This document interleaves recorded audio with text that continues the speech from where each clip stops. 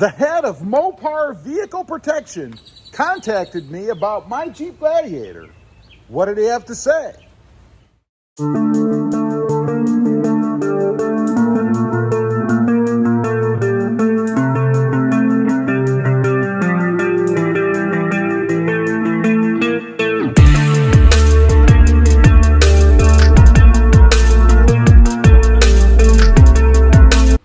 Well, good morning, everybody, and welcome back to Rob Motive JT. And that's right, the head of Mopar Vehicle Protection contacted me about my Jeep Gladiator.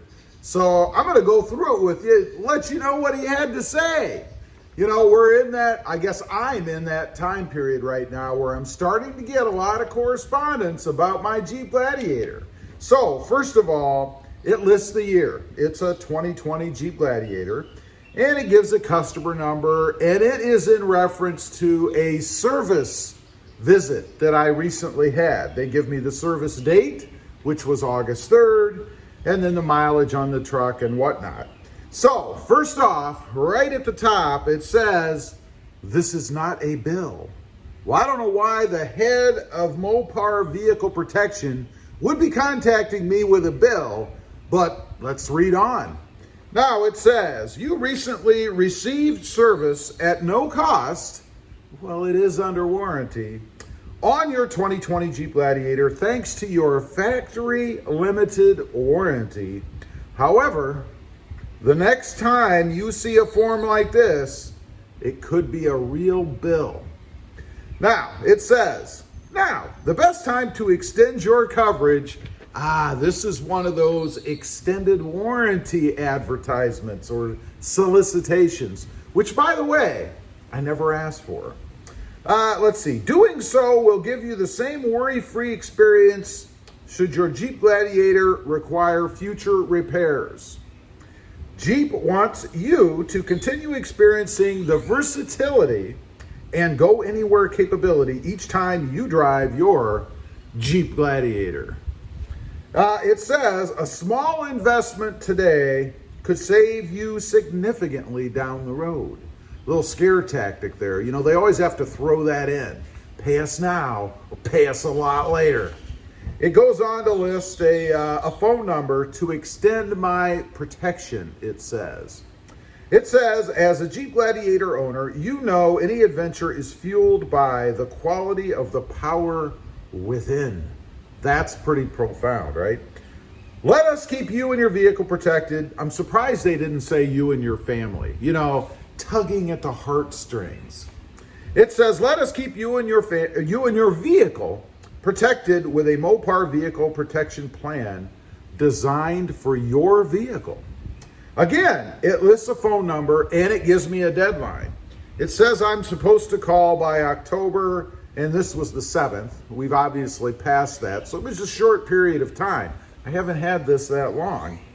And refer to my customer ID number, sincerely, with a scribbled name, John Fox, who apparently is the head of Mopar Vehicle Protection. It says, please note, notification may not reflect your most recent visit.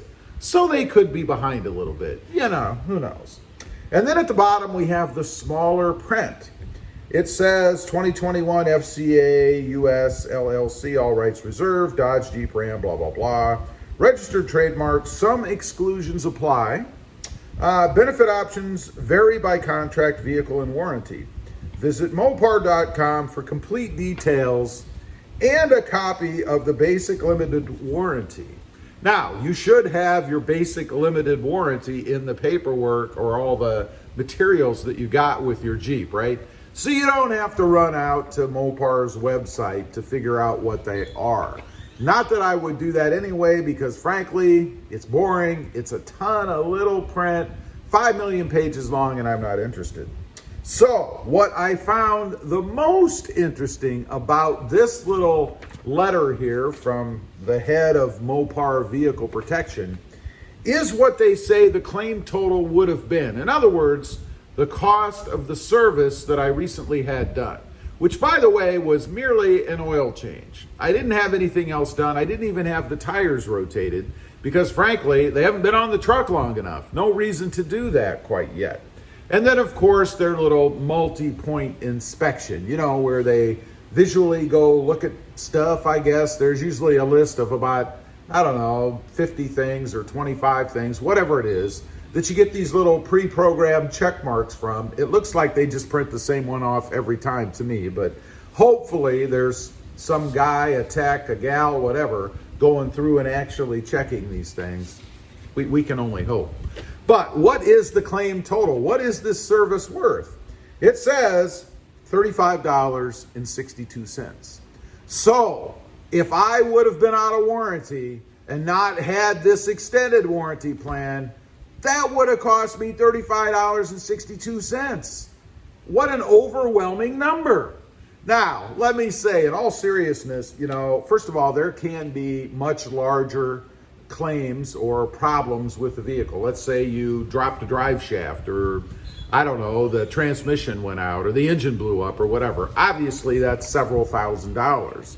But note that these are not cheap either. I've never seen one for less than about $1,500, and they go up from there, somewhere typically in the $2,000 to $2,500 range. And of course, that depends on really the reliability of the vehicle that you're adding the extended warranty to. You know, when you're driving something like a Toyota Tacoma, you're probably going to pay less for those extended warranties because they simply don't break down. Now, unfortunately, Jeep doesn't have that same reliability history. So I'm guessing that the cost of this extended warranty is going to be quite a bit higher than what I would have to pay for something like the Toyota Tacoma. So am I going to do it? No, I'm not going to do it. You know, $35.62 for an oil change. First of all, I think that's probably a bit low. Maybe that's their cost. I don't think I can get it done for $35. Usually it's more in the $50 range or something. Of course, it depends on where you live. But I could have several oil changes done before I get anywhere close to that extended warranty. And I realize that it's really for bigger things, of course. But no, I'm not going to do it. Should you do it? Well, of course, that's a personal preference. Nobody can tell you what you should do. But it all depends on your sensitivity to risk. Obviously, something can go wrong with any vehicle. And if you're willing to risk it, then why would you do this? Or if you have the money. You know, if you've got the money sitting in a bank earning what probably is very little interest right now, then at least you're getting something for it. When you buy one of these, you get nothing for it unless you use it. And of course, that's the whole reason they do it, because most people don't use them. They're a moneymaker for the dealership. That's why they press them so hard. You know, I don't know about you guys, but every time I've gone into a dealer, you sit down with the finance guy, the last person to try to grab a little more money from you, and he has a sheet. It's laminated, looks all pretty and nice, and it's got like 3 or 4 columns on it. You know, something like the super duper gold plan, and then the platinum plan, and then the diamond plan, and then the cheapskate plan. You know, they usually want to hit you somewhere in the middle. They don't want you to feel like you're buying the super duper plan.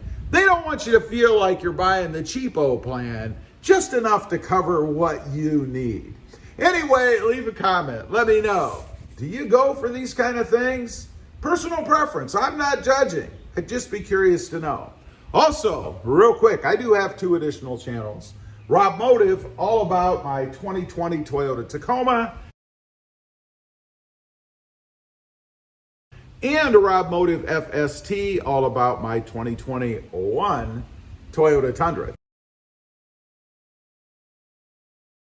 Check them out, and if you're interested, please consider subscribing. Don't forget to click that notification bell so that you don't miss out on any upcoming videos. And do me a favor, smash that subscribe button on the way out. Thanks for watching. Stay frugal out there. Bye.